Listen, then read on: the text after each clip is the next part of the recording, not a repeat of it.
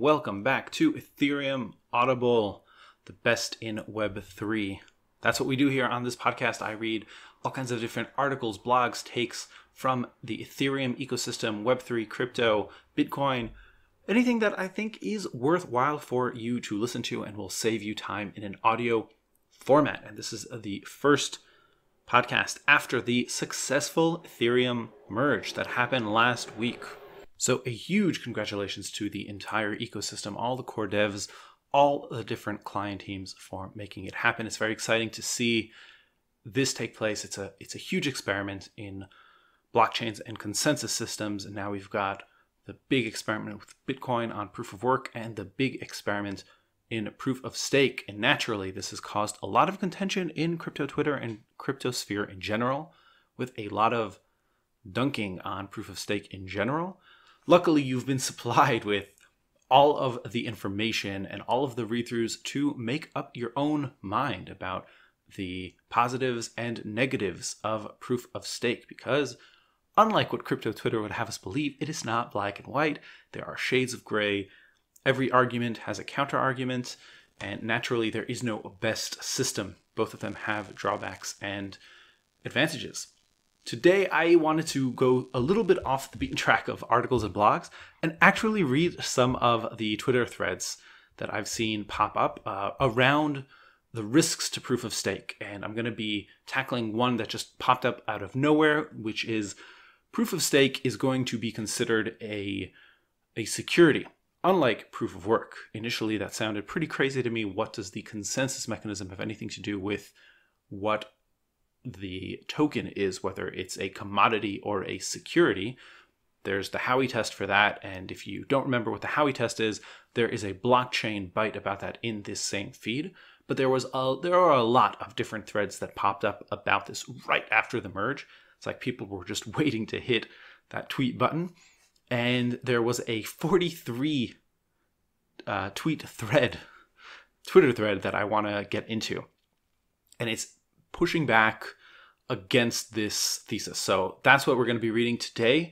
As always, this episode of Ethereum Audible is brought to you by Alpe Audio, ALPE Audio, which is an audio platform for on-the-go learning. If you like to learn on the go, if you like to learn in depth on the go, and you want to master topics like product management or mindfulness, creative thinking, principles of finance, well, there is a course for that in alpeaudio.com. So if you just go over to the website, or you can download it on any app store, and that would be much appreciated because that's the best way to support the show. And with that, actually one more thing, if you're interested in tokenomics, token design, token economics, I just launched a new website called designingtokenomics.com. And that's where I post all kinds of writings and blogs analysis, breakdowns, things like that I'm doing of the tokenomics ecosystem. It's all free. There's a free email course you can sign up for. And the goal for this website is to educate the ecosystem as much as I can on when it makes sense to use a token, when it doesn't make sense to use a token, and when you are using a token, what you can learn to do better so that less tokens completely flop, less projects completely flop because their tokens completely flop. So that's designingtokenomics.com. And with that, I want to get into this week's read, which is a breakdown of Adam Cochran's thread on Twitter. You can follow him at Adams Cochran. That's ADAMSCOCHRAN. He is responding to a Twitter thread by Adam Levitin, and that's who I'm going to start with. It goes like this: something that no one is talking about. After the merge, there will be a strong case that either will be a security. The token in any proof of stake system is likely to be a security. Now, I've gotten some pushback here, so let me elaborate. Security includes an investment contract. An investment contract is defined by the Supreme Court of the United States in Howey as a K for investment in a common enterprise where profits are expected, quote, solely from the efforts, end quote, of a third party. Howey speaks of an investment of money, but that has always been interpreted just to mean an investment of value. Putting up a stake readily satisfies this element. The common enterprise element is also readily met with staking. The whole validation system requires multiple parties. That's the pooling, i.e. the more demanding interpretation of common enterprise, which is horizontal commonality. The expectation of profit is clear enough too. Stakers get rewards. So that brings us to the last element. The profits are expected to be derived solely from the efforts of others. In Howey, the Supreme Court said solely a couple of times. And if that's the measure of things, then staking will not meet the test because the staker is also a participant. But lower courts have basically read solely out of Howey, at least for things like multi-level distribution pyramids, where participants do have to try to recruit more marks. Basically, courts of appeals, the Second and the Ninth among others, have read solely as being more likely primarily or significantly, and the Supreme Court hasn't disagreed. It discussed the issue in a 1975 opinion without taking a position. Given that what any individual staker contributes relative to the total sum of the efforts in the enterprise is probably quite limited, I suspect the solely part of the Howey tests of the other elements to be met.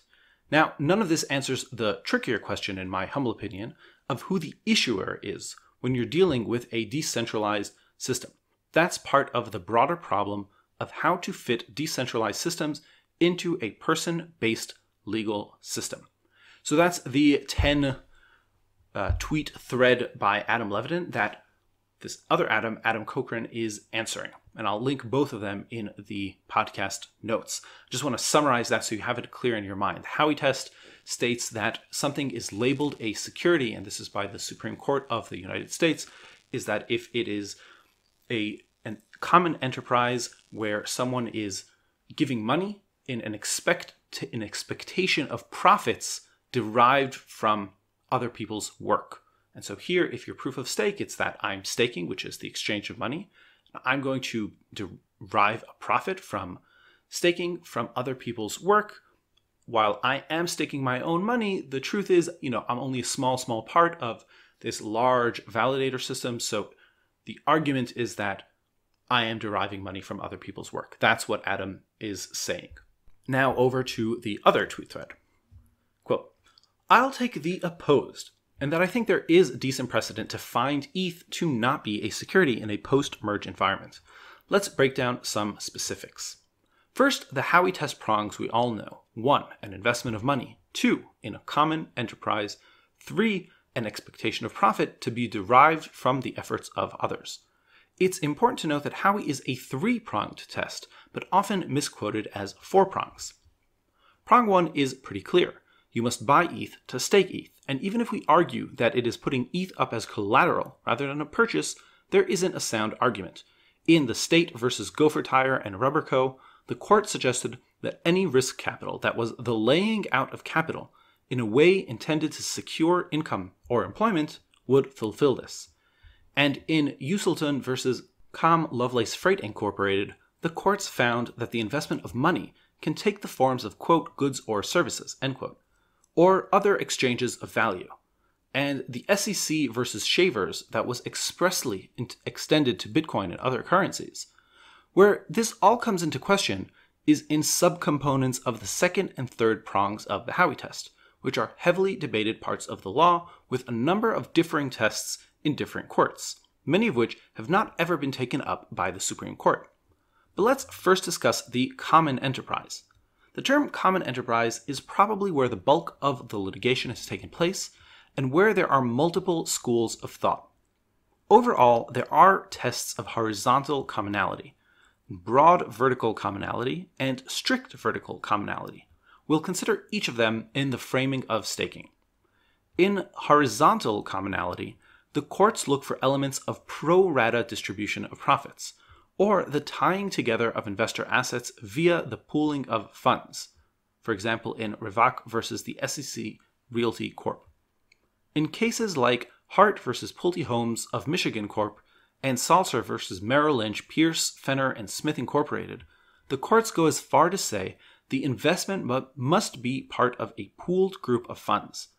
In Milnarnik versus MS Commodities, it's noted that, quote, the success or failure of other contracts must have a direct impact on the profitability of plaintiff's contracts." End quote. When you run a validator node on Ethereum's proof of stake, your 32 ETH is distinct and bound to your node. Your funds are not pooled. You receive rewards when the node you maintain performs its job, and you are slashed when it fails. Your node succeeding or failing does not impact the interests of others, and so you'd be hard-pressed to argue that this measure of commonality is relevant. Now, in vertical commonality, the argument being made is that the relationship between the investors and the issuers of or the promoter. In this case, the argument is that you don't need to have earnings rise and fall together. Instead, your profits are, quote, tied inextricably to the efficacy of the promoter, end quote. That's from SEC versus Glenn W. Turner Enters Incorporated. For example, in the Glenn Turner case, the company was paying participants to bring people to seminars in which Glenn Turner employees were closing the sale. Because the earnings of these participants were based on the efforts of the promoter and not on their own efforts, it was found to be a security. This was further refined in Villeneuve vs. Advanced Bus Concepts Corporate, noting that, quote, the fortunes of the investors need to be linked only to the efforts of the promoter, and Long vs. Schultz Cattle Corporation requiring that, quote, fortunes of investors be tied to fortunes of the promoter. The first challenge here would be establishing in any way that there is some greater promoter or issuer for Ethereum. Now, Ethereum is a decentralized and open source project with thousands of developers worldwide. More importantly, those building and issuing the code for Ethereum, which notably is protected under free speech, are not actually those running the network. The issuance of the code is separate and distinct from its implementation. They also do not expressly, through their involvement in its creation, own part of the network in a manner in which their fortunes are inextricably tied to that of others. There is an argument to be had that there is a common enterprise among the validators running the network, and a cooperative mechanic between validators validating a transaction, but those are distinct and post facto to the development of the network's code. The next question becomes the expectation of the profit from the efforts of others. In United Housing Foundation versus Foreman, it's noted that the core of this is on a reasonable expectation of profits to be derived from the entrepreneurial or managerial efforts of others. In SEC versus Rubera and SEC versus R.G. Reynolds Enterprises, both in the Ninth Circuit, the decisions note that Howey is a three-pronged test. This means not only must we expect profit, but the profit we expect must be from the efforts of others, and not our own efforts or goods. This is nuanced and important distinction for the argument of staking, and it relies heavily once again on the proving of the common enterprise. For example, in U.S. versus Holtzclaw, a case in which a multi-level marketing program called Sell America sold gold coin certificates, the court decided they could not find the program to be a common enterprise, because the material effort required was on that of the seller. Because the participant was earning from their own efforts, and not the efforts of other investors or of the promoter, the court could not determine this to be a security. This part of the Howey test raises the fundamental question of what are you being rewarded for? When a user stakes Ethereum to run a node, why do they get rewarded? They are not rewarded because Ethereum developers continue to develop, because the network could stop development entirely today and it would continue to be used and nodes would continue to profit. The ultimate arguments are twofold. One, you are being rewarded for selling block space to a user. This argument could be more construed as a common enterprise, although once again, not from a promoter or issuer, as it's in the partnership with validators that block space is formed. But that's not what validators are fundamentally doing. Instead, they are selling validation, a reliable amount of distributed server capacity that is online often enough that can attest to the fact that a transaction took place. Each validator is selling their uptime. And we know this because a validator is slashed when its uptime or trust becomes deficient. And it is slashed on an individual level. If we are rewarded for its participation and slashed for its downtime only on reliability and uptime, so this must be what is for sale. So the question becomes, then is the managerial effort of maintaining a server sufficient effort that we are being rewarded for our actions and not the actions of others? The SEC has indirectly already answered that for us. In SEC versus Homero Joshua Garza, the SEC charged Garza over his cloud mining companies where he sold hash share contracts. While there was a fraud component to this case, he was also charged with violating Section 5A of the Securities Law Act of 1933. In this case, the SEC viewed that owning and managing the Bitcoin mining rigs and servers was the managerial effort, and that selling access to their future earnings was therefore a matter of selling securities. In that regard, there is a strong argument to be made that the entrepreneurial and managerial efforts, as well as the expertise to maintain reliable uptime on an Ethereum validator, constitutes a material effort, and is what is being rewarded in the network. To recap, it's extremely hard to suggest there is an issuer or promoter. Staking does not have horizontal commonality in relation to profits. Staking does have some horizontal commonality in relation to other validators, but they are not an issuer or promoter. The horizontal commonality in efforts is negated by the fact that your rewards and losses are solely based on your own validator's performance and actions and can be taken to other validators' networks. You are selling uptime and validation, and not block space, as your validator could connect to another proof-of-stake network or fork with other validators and do the same action. Staking does not have strong vertical commonality with the issuer.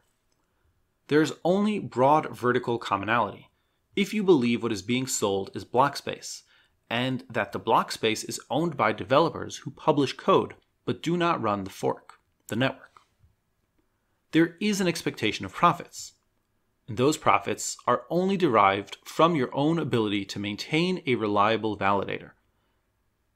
The maintenance of a machine performing network validation has been shown to be a key managerial effort in the past. Now, at first brush, the idea of buy token, stake token, earn token can look like a security, I get that.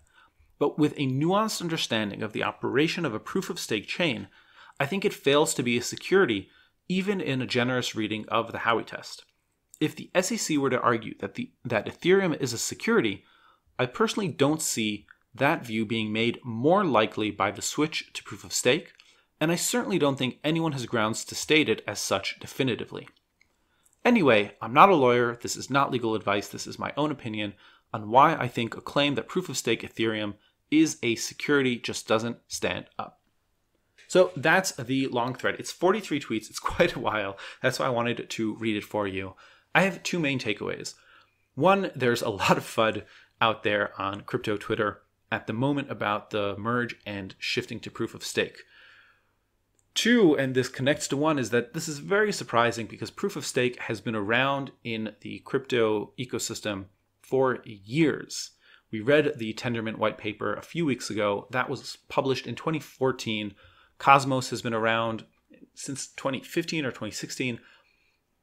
Proof of stake is not new. And there are many well-known chains out there today, like Solana and Avalanche, that are proof of stake. So beyond the pure arguments side, there's also just precedent and why the SEC hasn't brought a case against this kind of security. Now, I'm not a lawyer either, and this is not financial or legal advice, but it seems to me that there are easier cases to win than a proof of stake claim against Ethereum. Now, naturally, it's tough to defend a distributed, decentralized protocol like Ethereum, but a case like this against Solana or a more centralized proof-of-stake system would have an easier chance of sticking and setting a strong legal precedent because those chains are still in development. Solana has stated that they're still in beta mode. And so in that case, you have more of a common enterprise and a reasonable expectation of profit derived from the efforts of others. That's less the case in Ethereum. But this is just an example of how much black and white nonsense is out there on social media. And the reason, the need to dive deeper and kind of understand the nuances and curate your feed to get a better intake of knowledge. The knowledge you consume, that's your diet. It's like in food, the same is with the info you take in on social media. So it really matters who you follow, how you read it.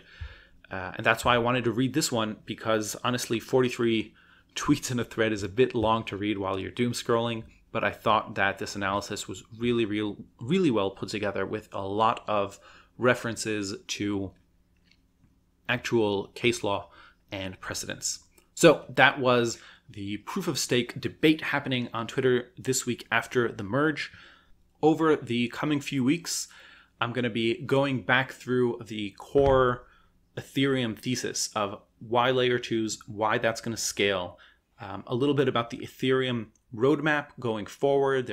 After the merge, there's the splurge, the verge, the dirge, the gurge, all kinds of urge words, because the merge is only one part of the future Ethereum roadmap in going from a general purpose blockchain to a modular blockchain that scales and really kind of fulfills the vision of being the digital settlement transactional layer for the internet.